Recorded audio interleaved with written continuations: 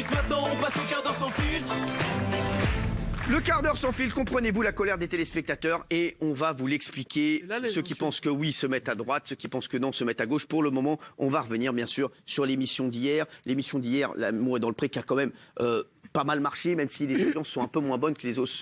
Alors, sur cette semaine, ils gagnent 355 000 téléspectateurs. Ils sont deuxième de la soirée, 4 millions de téléspectateurs, 18% de part d'audience et leader sur les femmes responsables des achats à près de 26%. Alors, on a un résumé pour vous de l'émission d'hier et c'est vrai que sur Twitter, sur les réseaux sociaux, ça se plaignait beaucoup de l'émission d'hier. Je vais vous dire pourquoi et après on parlera de Guy, qui est un candidat qui a été harcelé. Vous allez voir, il y a une phrase qui est folle dans le témoignage de Guy. Pour le moment, regardez, c'était hier. C'est parti. Hier soir, il y avait L'amour est dans le pré, l'émission où les matins commencent comme ça et où on drague comme ça. Tu veux manger les roqueforts? Bref, c'est parti pour le résumé d'hier. C'est cool. Deuxième moitié de séjour à la ferme et beaucoup d'émotions au programme.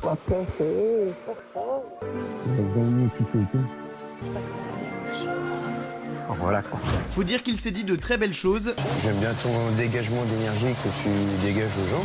dans des très jolis endroits. J'aimerais bien continuer l'aventure avec toi. Du côté de Raoul et Laetitia, le couple qui ne sert à rien à part voir des images de la réunion, on se serait cru dans un épisode des Mystères de l'amour. Mais j'ai pas de mots, c'est juste magnifique. Quand je regarde tes yeux aussi, c'est juste magnifique. Une ambiance romantique comme chez Jean-Claude. Ah non. Sinon en vrac, on a assisté à la scène d'adieu la plus nulle de l'histoire de l'émission. Eh bien, bon retour. Bon, tu veux prendre quelque chose peut-être? Non, ça va, merci. Non. Bon, Ouais. eh bien, Allez, à bientôt peut-être. à bientôt. Allez, Au revoir. au revoir. On a encore un doute concernant cette voix off. Notre agriculteur n'a même pas eu le temps de sortir sa gaule, qu'il a déjà une, voire deux touches. Et si on en croit les réactions des téléspectateurs sur les réseaux sociaux, cette saison est loin de faire l'unanimité. Alors, comprenez-vous la colère des téléspectateurs ? Alors, ceux qui comprennent la colère se mettent là, ceux qui comprennent pas, là, on vous a demandé aussi votre avis. Alors, je regarde ADP depuis la première saison. C'est la première année où je me fais littéralement chier. Cette saison, ADP confirme que je ne trouve plus aucun intérêt dans cette émission. C'est tellement chiant cette année, on nous avait pourtant promis une super saison. La fin de L'amour est dans le pré. J'accroche pas trop à cette saison. L'amour est dans le pré. C'est vrai qu'il y a eu plein de tweets hier. Alors les internautes sont énervés contre le manque de bons personnages dans le casting. Il y en a deux qui ressortent quand même du lot, mais ils sont très énervés. Vous comprenez, Maxime Guénic? Évidemment, soporifique. Soporifique. J'adore L'amour est dans le pré, mais force est de constater qu'il y a des épisodes extrêmement inégaux d'une semaine à l'autre. Les couples, il se passe rien. Parfois, on s'ennuie, je me suis ennuyé comme un rat mort pendant 30 minutes. Sur un épisode de 52, il y a vraiment un souci là-dessus. La diversité et le casting est bien présente, mais dans les histoires racontées, ça manque de suspense, de rebondissement et de clash. Non, il a été bon, il dit la vérité. Cyril, il faudrait Valérie savoir. Benaloum. Il faudrait savoir. Vous n'avez pas cessé de dire que c'était une émission qui était devenue une émission de télé-réalité, que les candidats étaient trop castés, que c'était des personnages, que c'était plus des personnes, mais des personnages caricaturaux. Et maintenant que ça devient la vraie vie, c'est-à-dire avec éventuellement des trucs un peu chiants, pourquoi pas, et ben vous nous dites non, mais il se passe plus rien, on n'a pas scénarisé. Il faudrait savoir, vous êtes complètement inconsistant. Alors, les chéris, il y a quand même un couple qui se détache, qui vit une belle histoire d'amour. Regardez, c'est Laetitia et Raoul. Voilà. Oui, mais c'est vraiment. justement. J'ai pas envie d'être un boulet non plus, tu vois.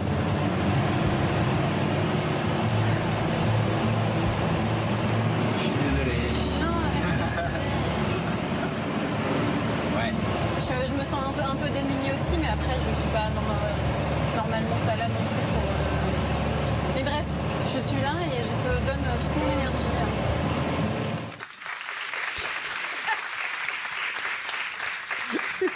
Excusez-moi, mais Cyril, oui, bonsoir. Excusez-moi, Valérie, mais là, c'est tellement ennuyeux que c'est dans les commentaires que c'est télé-réalisé. Bah oui. Avec la gauche, j'ai pas de Mais touche. ça, c'est depuis tout le temps.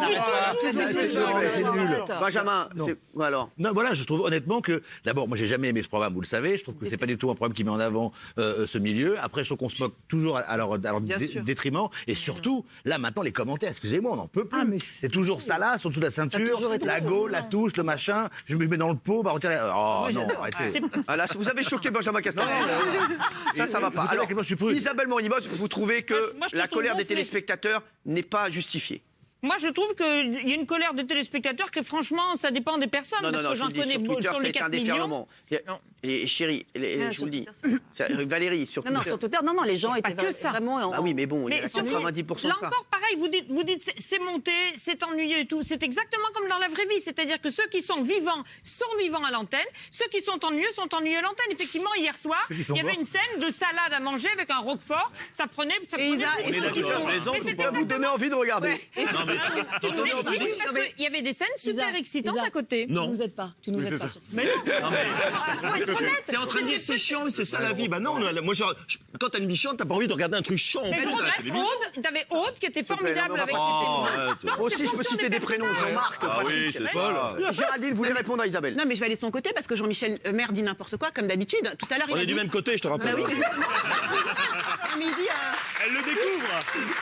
Alors, Tout à l'heure, il dit c'est bien, c'est la vie, c'est ennuyeux, c'est beau, il y a des larmes et tout ça. Bon, bah non, excuse-moi, ce programme, c'est juste insupportable. Parce que c'est toujours la même chose. vous avez passé une belle soirée sur M6. D'ailleurs, c'est exactement la même chose. C'est le même genre de programme, un peu à la chlorophylle pour le premier, et dans un café pour le deuxième, genre premier baiser. C'est insupportable. Moi, je trouve que tout est trafiqué, manigancé. On se moque des agriculteurs. Alors, je sais qu'il y en a plein du tout. mais on se moque parce que quand on monte des extraits ici des agriculteurs, le public se marre. Il y a toujours un truc un peu Paris versus la campagne que je trouve très, très déplacé. Et d'ailleurs, moi, je conseille aux agriculteurs qui cherchent l'amour d'aller sur un site qui s'appelle vachement.fr. Je crois qu'il va chier. J'imagine ou pas, le mec, ouais. Oui. Et ben voilà, il y a des possibilités de rencontres pour les amoureux. Kevin Vatan du site de Jean-Marc Morandi nous a rejoint encore ce soir. Je sais que vous avez reçu beaucoup aussi de... Voilà, merci, pardon.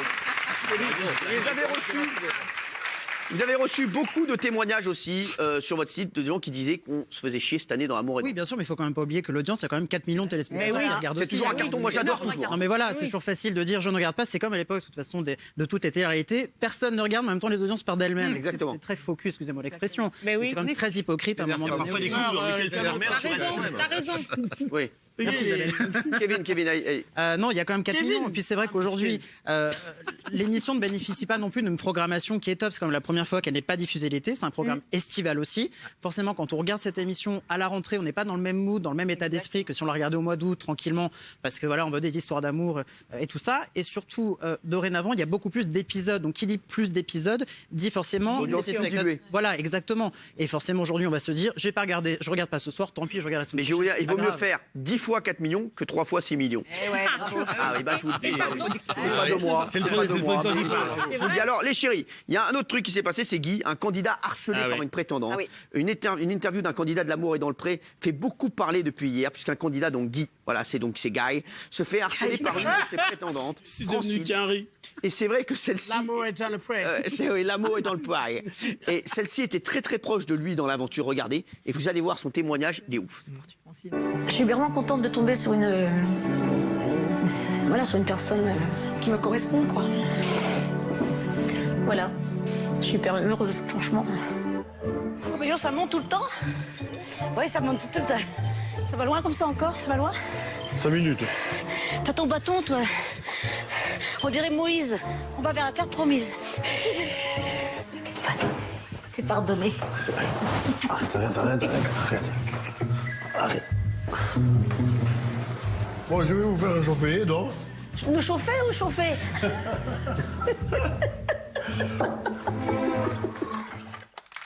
Alors, donc il était très proche de Francine, du coup il n'a pas hésité à mettre fin à sa relation avec Laetitia. Voilà, on va voir tout de suite. Et après vous allez voir ce qui s'est passé avec Francine, c'est ouf. Je sais pas quoi te dire, mais entre nous deux, ça pourrait plus continuer. Tu es un peu trop prenante pour moi et voilà. Bon. C'est pas un souci, t'inquiète pas. Voilà. T'es pas assez présent pour moi, t'es pas assez présent. Et oui. Moi, il me faut de l'amour, moi j'en ai besoin. C'est pas grave, t'inquiète pas. Mais non, On s'écrira. Oui, pas de souci. Allez, c'est gentil. Tu seras toujours mon ami, toujours mon ami. Tu seras toujours mon ami, tu sais. Alors, Il a témoigné, il a dit à Paris, pendant le speed dating, j'avais donné mon numéro de téléphone à Francine. J'avais eu un coup de cœur pour elle, je l'ai vite regretté. Je n'étais même pas revenu de Paris qu'elle m'appelait, m'envoyait des SMS, me demandait de virer Montserrat, etc. Voilà, je ne lui répondais pas, mais elle continuait, elle ne me lâchait plus la grappe. Le premier soir, elle a bu 2 Ricards, les 3 quarts d'une bouteille de rosé et 2-3 verres de rouge pour accompagner le fromage. Pour finir, elle s'est servie de la bière dans mon frigo. Même chose le lendemain, elle voulait même du champagne, elle était gonflée. C'est pour ça qu'il l'a viré. Il a même révélé à quel point Francine était entreprenante. Dans l'épisode, elle tente de m'embrasser pendant que je fais la vaisselle. Elle venait frapper à ma porte la nuit, je n'ai pas du tout apprécié, surtout qu'elle ne voulait pas jouer le jeu de l'émission. Elle me demandait sans cesse de virer les caméramans. J'ai donc arrêté l'hémorragie tout de suite et lui ai demandé de partir. Elle m'a harcelé, mais je ne voulais surtout pas lui répondre, j'ai coupé court. Quant à Montserrat, elle a contacté la production pour revenir, mais je n'ai pas répondu. Je la rappellerai quand la saison sera terminée en amie, qu'elle ne se fasse pas d'illusions. Voilà. Donc c'est clair. J'ai des infos là-dessus. Alors vous avez j'ai des infos. Il y a eu un problème, il a eu une erreur. Il a donné son numéro, Guy, à la prétendante et la production recommande toujours de ne jamais filer quoi que ce soit en matière de coordonnées jusqu'au tournage dans la ferme parce que la production, en parallèle, mène des enquêtes sur les prétendantes. C'est ce qu'on fait ici, mais moi j'ai pas vos numéros. C'est ça. Et en cas de harcèlement, la production contacte la prétendante, elle lui rappelle les règles d'usage et que l'agriculteur peut porter plainte individuellement, mais pas au nom de MC. Faut pas exagérer. Kevin. Non, faut pas exagérer. Déjà, on va apprendre à Guy qu'il y a une fonction qui permet de bloquer un numéro. Si vraiment on est harcelé, il suffit de faire ça. Comme le fait de Chiffon House.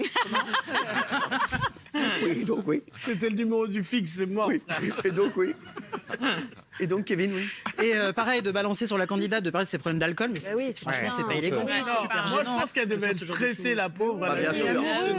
La pauvre aussi. Parler de calvaire, il faut arrêter 5 minutes. C'est ça, c'est pas calvaire. En plus, il a kiffé bien depuis le début. Il faudrait savoir, il venait chercher l'amour et visiblement, elle voulait lui en offrir. Donc il y a un moment, elle en est plaie. Bon, pardon, mais elle est tactile. Il aurait pu lui dire, écoute, pour l'instant, tu vas un petit peu vite pour moi. Ça fait 20 ans qu'il a pas de il y en a qui tape à la porte, il l'a dit le lendemain. C'est quoi ce truc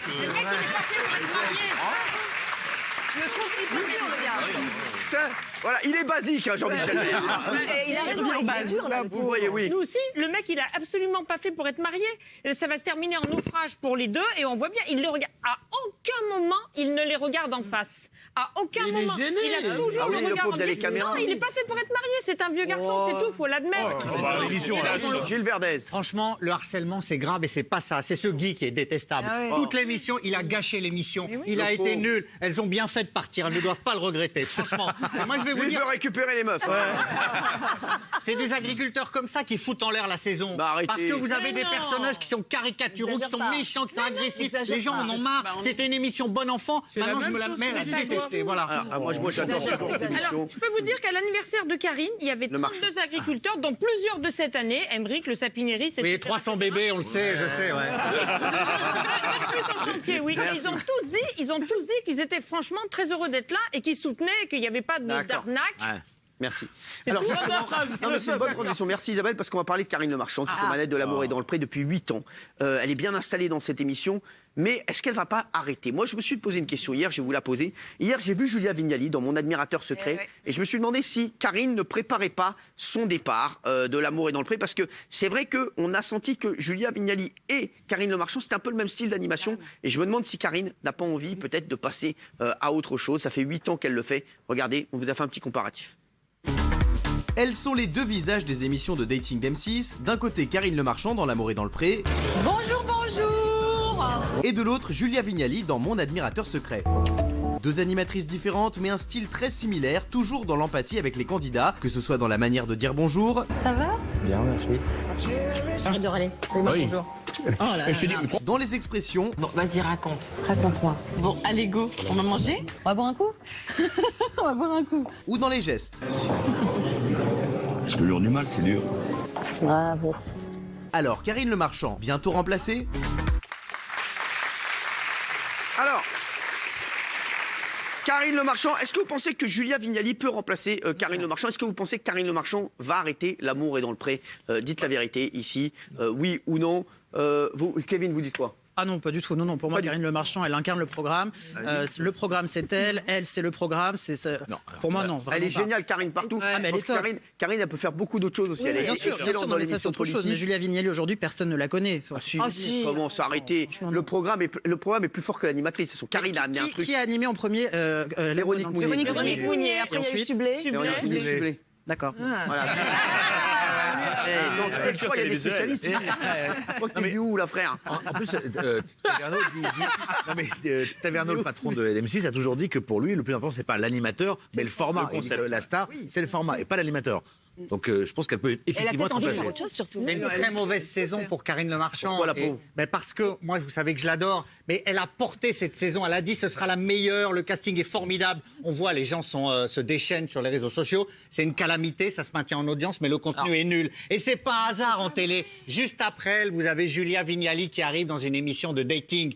C'est pour lui faire, je crois, peur. C'est pour lui. Mais il n'y a pas de hasard en télé. Je suis désolé. On lui met quelqu'un comme elle. Juste après, à l'antenne, c'est une manière de lui dire attention. Alors, info. Vous ne pouvez pas le laisser dire ça, il est fou. Il est timbré. T'es timbré. C'est comme une lettre timbrée. C'est bon, ça.